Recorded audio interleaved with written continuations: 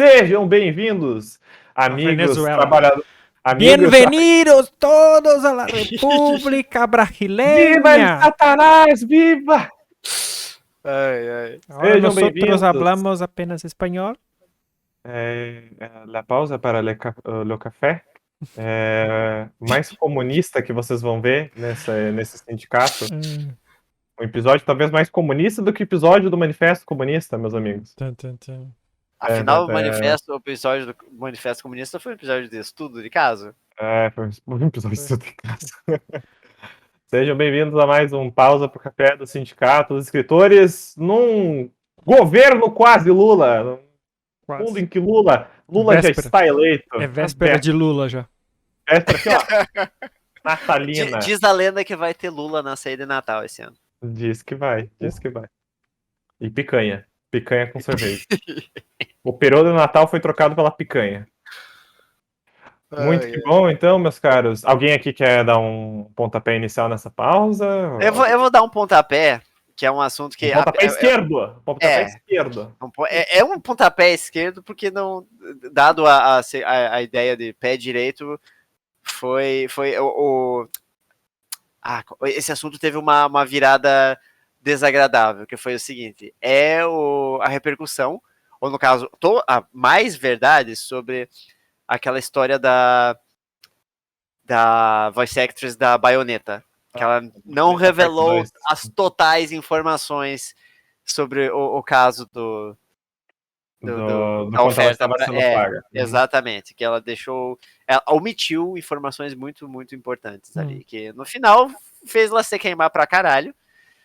Mas, agora eu não vou lembrar os detalhes, mas ela tinha dito que ela tinha sido ofertada, né, na última oferta, $4.000, mas não era $4.000 ponto final, era $4.000 por sessão, aparentemente, ia dar, tipo, acho que lá umas 4 ou 5 sessões.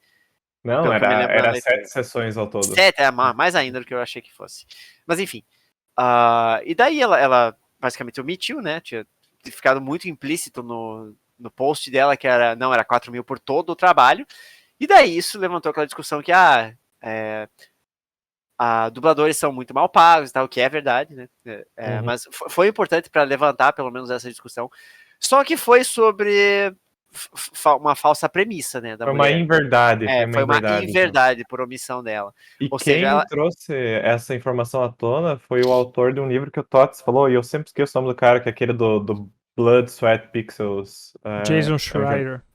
Ele que trouxe essa informação à tona. Eu reconheço esse nome. Ele normalmente, quando tem algum furo na indústria de jogos, é ele que traz primeiro, né? Ele que apurou que ela não estava dizendo toda a verdade. Isso. Ele que apurou. Ele falou que recebeu de múltiplas fontes que aquilo que ela tinha falado era muito longe da verdade. O estúdio veio a público falar que era mentira. A mulher que foi contratada para ser voice actress da Bayonetta no lugar veio a público também falar que não foi isso que ela foi paga. Que era uma inverdade a questão da proposta. De certa forma foi tudo muito conveniente, porque deu para descancelar o jogo a tempo do lançamento. É verdade. Então o jogo meio que vendeu bem. Ganhou muita publicidade, né, também. Ganhou muita gente que nem sabia o que era Bayonetta. O jogo ganhou uma boa publicidade e a dubladora original ganhou uma péssima publicidade, né, porque eu quero ver como ela conseguir trabalho com o pessoal AAA agora, né, depois desse fiasco. Então é isso, nunca acredita em nada. Sempre. Na verdade, eu acho que a lição que fica é o contrário, sempre estudem a história mais a fundo. Então... Ao contrário do que do lema do credo assassino, né? Nada é verdade e nada é permitido, né? Infelizmente, nenhuma história é verdadeira nessa realidade digital aqui que vivemos. Muito que bem. Tots, você tem algum assunto para trazer? Eu queria perguntar se vocês viram o seriado do Entrevista com o Vampiro. Ainda não. Eu nem sabia que tinha saído. Eu sabia que tinha, mas eu não lembrava que tipo, eu tinha visto que ia ser um seriado, mas essa informação se escapou de mim, porque eu tenho lembrança disso como filme, né? Então, eu tenho três comentários sobre isso. Eu nunca li o livro, eu nunca assisti o filme, e eu vi uma piada muito boa que era, afinal de contas, o vampiro conseguiu o emprego? Ao fim. Vampiro Olha, eu já conseguiu tinha. emprego? O livro, eu imagino. Entrevista com o vampiro, entendeu? Ah. E no fim das contas, o vampiro conseguiu um emprego. Ai, ai. Eu tenho uma anedota pra contar sobre quando eu li esse livro, porque o livro da Anne Rice, né, pra quem não sabe, que foi lançado É. no final dos anos 80, eu acho. Uhum. E eu lembro que eu peguei ele na biblioteca pública de Nossa. Capinzal. Uma E- ótima biblioteca, diga-se por sinal. Quer dizer, tinha bastante. Era pequena a biblioteca, mas tinha bastante coisa. Tinha Dostoiévski, Não, tinha. Eu acho que a na única minha vez que eu época fui ela já nela era foi bem pra- grande. Na Ah, minha é? época Não. ela já... trabalhos escolares. Na minha época ela era, tipo, bem pequenininha. Era uma casinha minúscula do lado da Por rodoviária. acaso, na tua época, não era perto de uma farmácia, do lado do hospital? Era Era do lado do hospital a biblioteca, ali né? da rodoviária. Isso, então, ela mudou de lugar. Ela Hum. já não é mais lá. Ela é no centro educacional, ela é bem grandona Ah, agora. ok. Mas, enfim, eu lembro que eu peguei esse livro e basicamente a história do livro, né, um vampiro que encontra com um jornalista num bar e eles vão fazer uma entrevista. E aí, no fim do livro, quando o vampiro termina de contar a história, não vou dar spoiler. Ele termina de contar a história, porque a história meio que vai e vem um pouco. O vampiro vai contando e volta pro entre a passado, né? narração e entre o presente deles. É, e aí o vampiro acaba de contar a história e volta pro presente.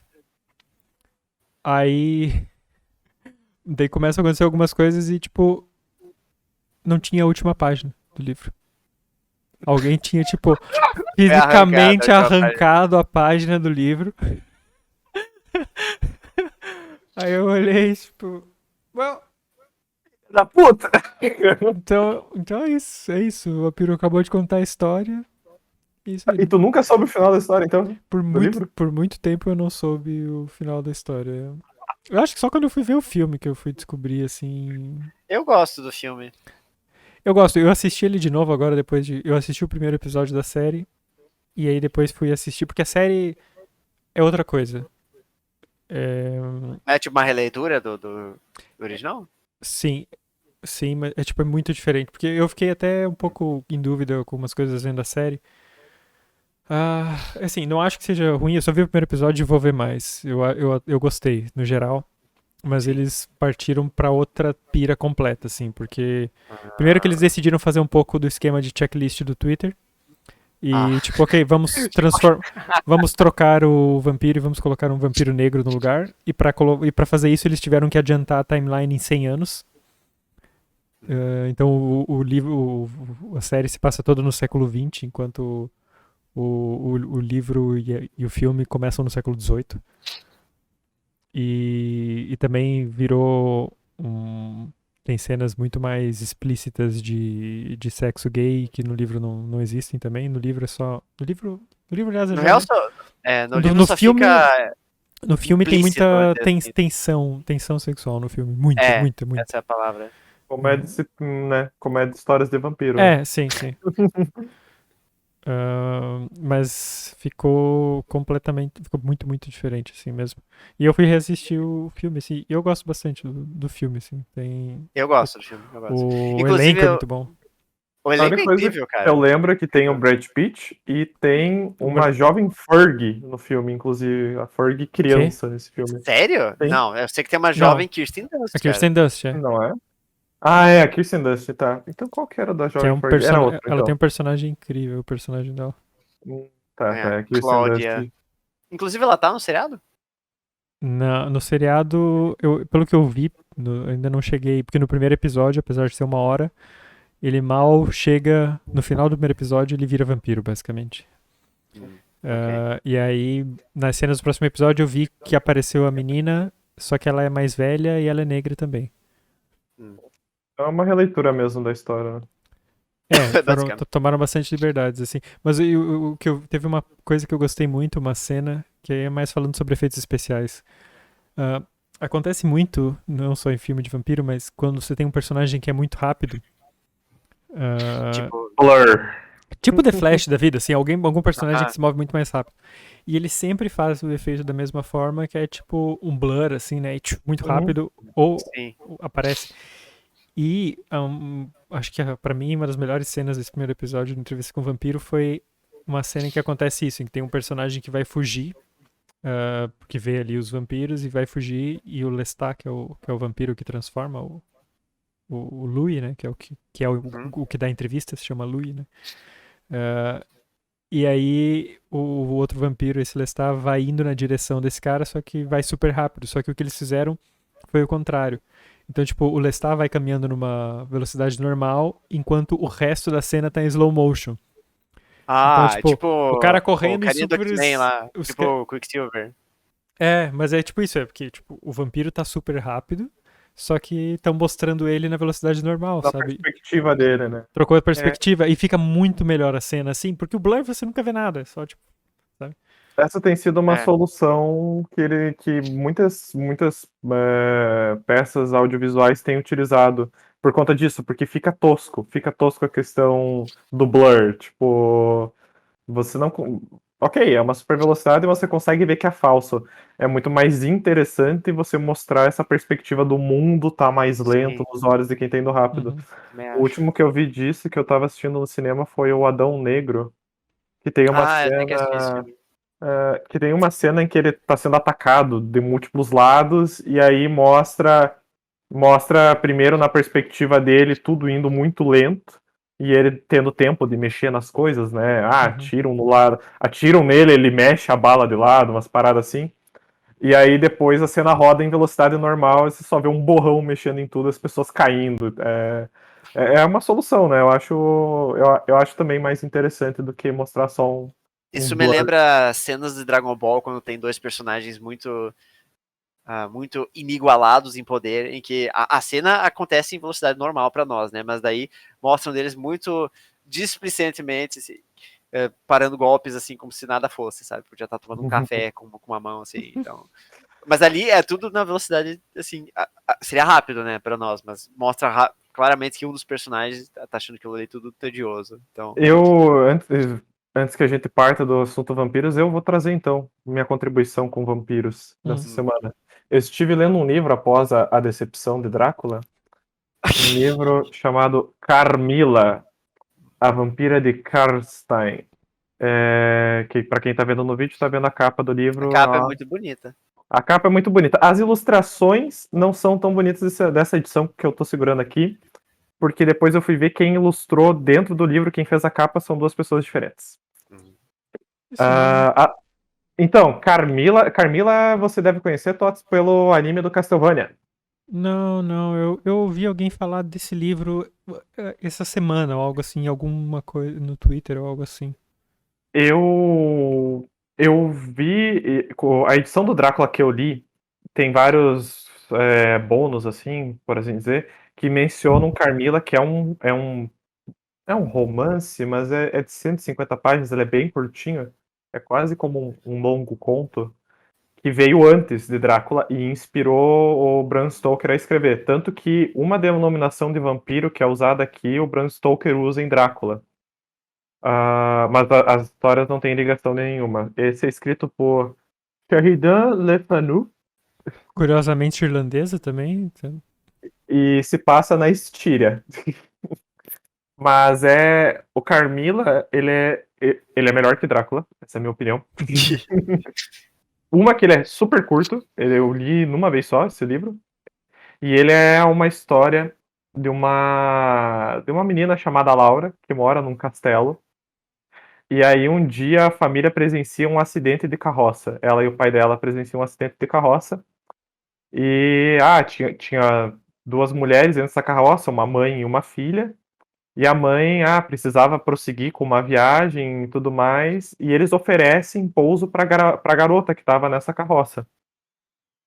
E aí essa garota se chama Carmila e acaba ficando ali no castelo com eles. E ele é muito mais interessante que o Drácula, no sentido de que ele é como se fosse as 80 páginas iniciais do Drácula, sabe? A parte que é só A do... parte boa.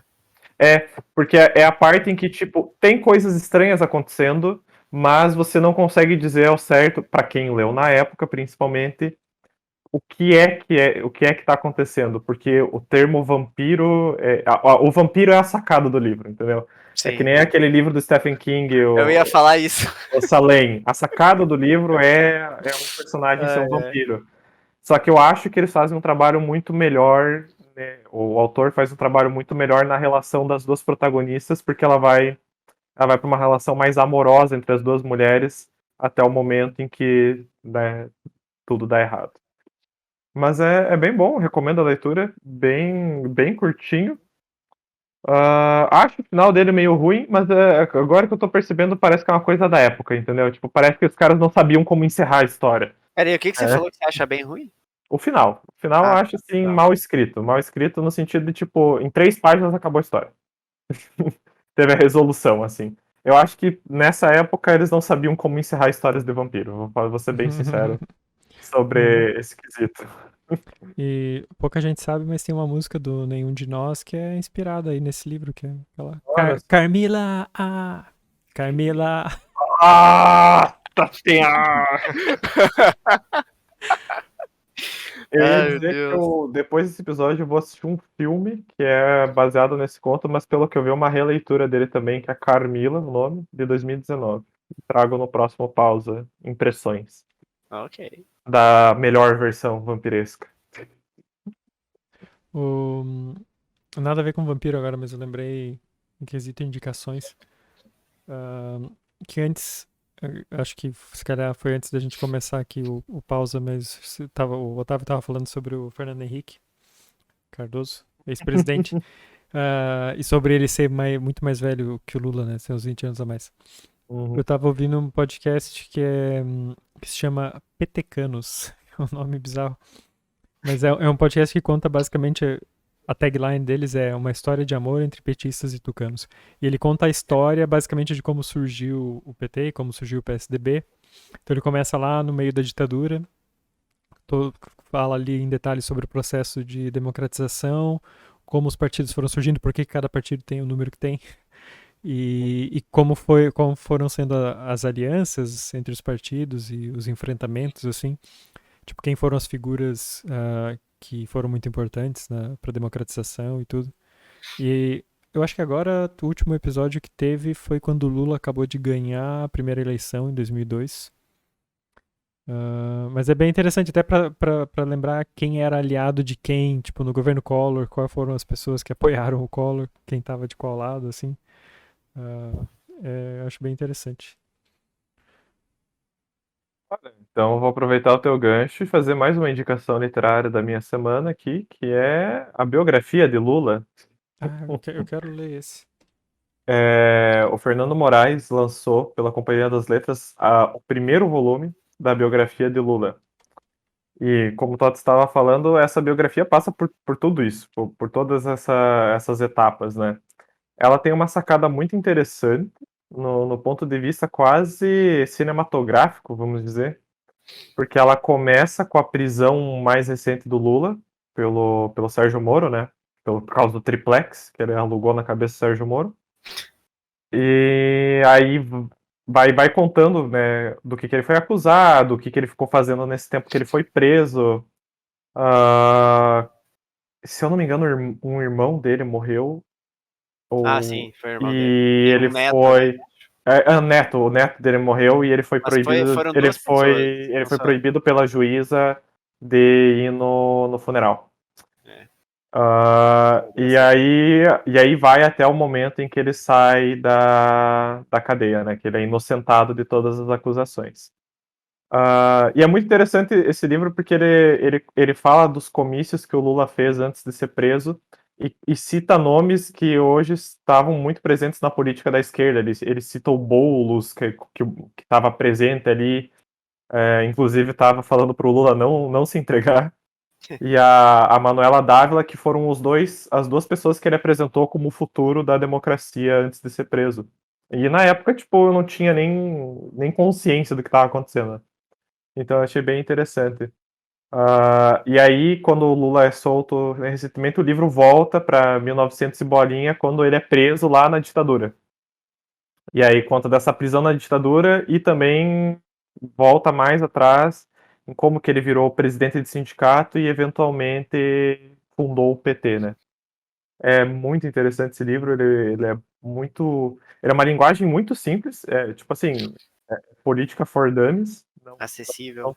super acessível. ele dá um baita de um contexto da ditadura e também da anistia, que é muito foda, assim, achei. Ele não é um livro imparcial. É bem longe de ser um livro imparcial, mas não me incomoda isso.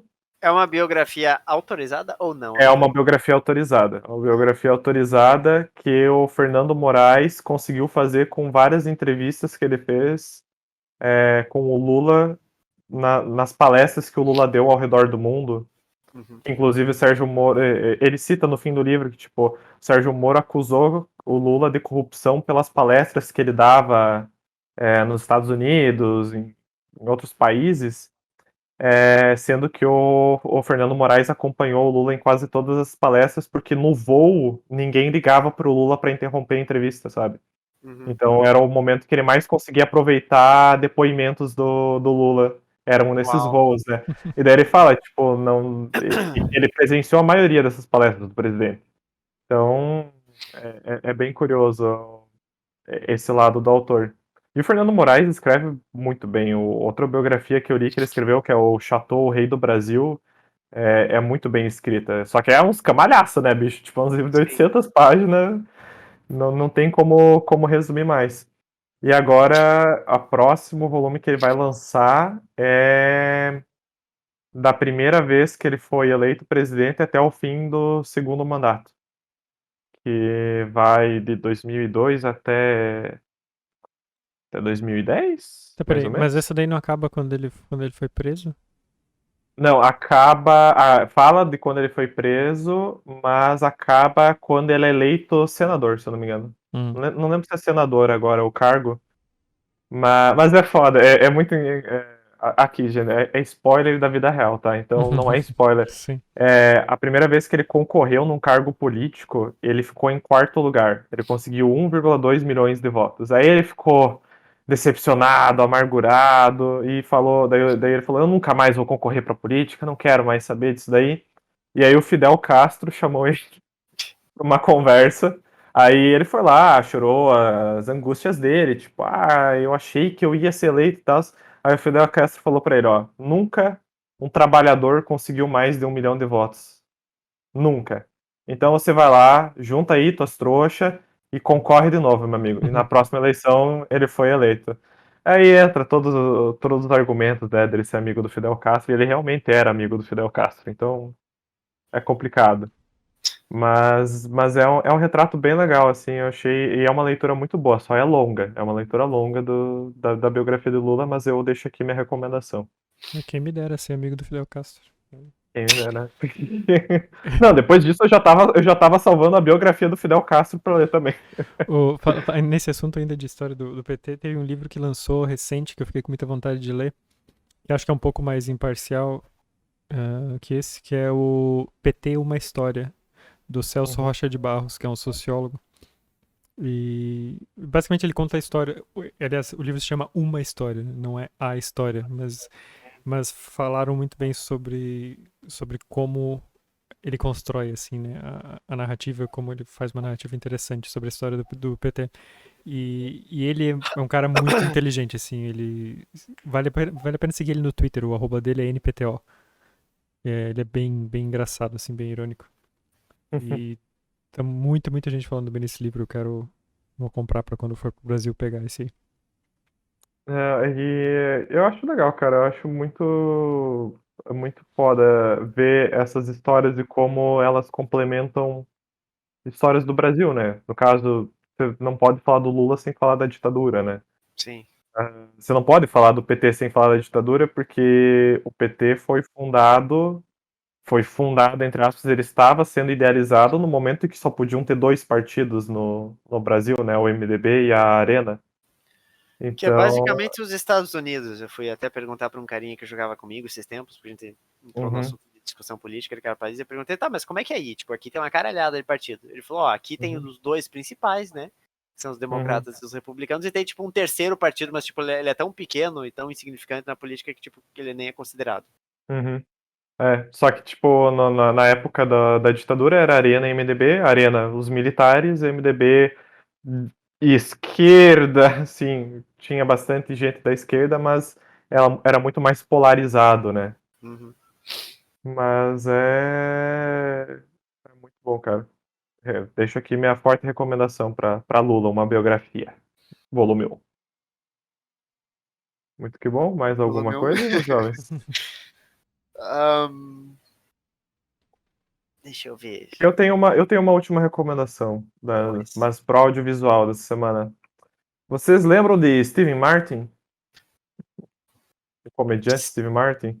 Ele não é o Aquele. carinha do O Doutor Steve Magoo? Martin. Ah, não, não, não Ele é. Eu sei quem que é, eu sei quem que é. O que que tem ele? que é o do 12 é demais. Isso, esse mesmo, esse mesmo. Ele. Ah, Eu assisti uma série dele, com a Selena Gomez, inclusive, que é Only Murders in the Building. hum, É uma série de É, comédia. eu já ouvi esse nome, mas não É uma assisti. série de comédia cuja premissa é a seguinte: ele é ex-ator, ele fazia um seriado policial de muito sucesso, e agora ele é um ator meio que aposentado.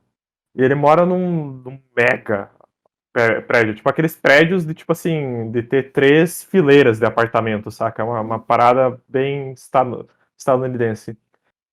E ele, assim como os outros 2 protagonistas dessa série, sendo um deles a Selena Gomez, ele é fissurado em podcast de true crime, ou crimes verdadeiros. Ele é muito viciado. E aí ele fica ouvindo e tal, e ele faz amizade com esses 2 moradores ali que também são viciados em true crime. Eles ficam tentando, trocando teorias de podcast que tá andando, sabe? Que tá vulgo, sei lá, o caso Leandro ali. Sim. caso do Evandro. Evandro, Leandro, nossa. Não, mas O não caso é, não é Evandro. inteiramente errado, porque tem um segundo menino desaparecido que é o Evandro, que é o Leandro, desculpa. Que é. Não, mas é da Mas é o mesma caso história. Evandro. É da mesma história do caso Evandro. Então, mas é bem parecido, tipo, a ideia. E aí acontece uma pessoa morre no prédio, né? E eles estão muito plenos de que é um assassinato. E eles começam um podcast chamado Only Murders in the Building, investigando esse caso, só que, tipo, o caso foi dado como suicídio. Tudo bom. E aí vai. Só que são episódios bem curtinhos, de meia hora cada. E é uma comédia muito boa. É tipo É assim. de alguma plataforma específica? Ai, cara, é da Paramount Plus, mas Ah, assim, eu sei que eu tem. encontro isso em algumas águas, por exemplo. E foi nessas mesmas águas que eu encontrei, porque, foda-se, sabe? E é muito legal porque cada episódio ele começa com. O título do episódio é o título do episódio do podcast que eles estão gravando, saca? E aí Ah, a capa é sempre o reprodutor, tipo Spotify, o nome do episódio e o tempo do episódio que você tá assistindo. Só que é muito divertido porque tem essa parada aqui, tipo, os 2 caras que estão fazendo são idosos e a Selena Gomez tem, sei lá, 20 e poucos anos. Aí eles ficam brincando desse choque de gerações. Tem uma hora que eles ficam se questionando se eles ligam pra ela ou se eles mandam mensagem. Daí eles ficam tipo, eu acho que a geração deles não gosta muito de ligação. Aí eles ficam formulando como é que eles escrevem uma mensagem pra ela. É tipo umas coisas muito idiota e é banal. umas coisas muito real, né, cara? Mas porque isso aí é verdade, isso aí. Mas uma das minhas Essa piadas, ligação e tal. uma das minhas piadas assim favoritas é uma hora que eles estão indo no, não é bem no funeral dessa pessoa que morreu. Tipo, o prédio faz um memorial pra Ah, esse cara que morreu. E eles estão lá. Só que, tipo, esse cara que morreu, ele era meio que um escrotão no prédio. E aí ninguém tá muito emocionado. E eles sim. estavam com esperança de conseguir um depoimento. Aí só que um cara tá chorando assim copiosamente. Daí eles pedem, você era muito amigo dele. Ele, não, a minha gata faleceu na mesma noite que ele. E aí as pessoas começam a ficar com dó da gata, entendeu? E as pessoas começam a chorar por causa da gata do cara e não por causa do condômino que morreu. É bem divertido. E saiu a segunda temporada recentemente, eu ainda não assisti. Mas eu deixo a recomendação aqui do Only Murders in the Building. Tá bom. Tô precisando de E um é isso. seriado curtinho porque Atlanta só tem mais um episódio. Que dor. Porque o que? Só tem os episódios? Atlanta, essa temporada. Ah, tá. É isso aí. Que dor, que dor. Eu ainda tenho um vasto catálogo pra perscrutar. Não É. comecei White Lotus ainda. E ruptura, João? Ruptura. É que ruptura não é bem comédia, né, cara? Ruptura é aquela. Eu quero algo na vibe. Tipo, eu vou terminar. Não, o primeiro. tem as suas pitadas de comédia, mas é muito mais deixar você, assim, incomodado, eu acho, com certas coisas, assim, sabe? Sim. Tem uma das minhas melhores. Tem uma das melhores cenas de comédia que eu já vi, que é uma pessoa tentando interpretar uma cara de preocupado. Não é Seu Only preocupado. Murders? Não, ruptura. Ah. Tem toda uma cena que é o cara tentando mostrar uma cara de conforto. E essa cena é muito boa, meu amigo. Mas é isso. Devo voltar a assistir Ruptura, que eu tinha parado. Eu Certamente. terminei de assistir o Dragãozinho agora, né? Então, Uhum. Mas então tá, meus caros. Esse foi um pausa pro café? Foi sim, abemos senhor. café Então, até a próxima com mais novidades quentes, e mais café. políticas. Tchau. Tchau, tchau. Tchau, tchau.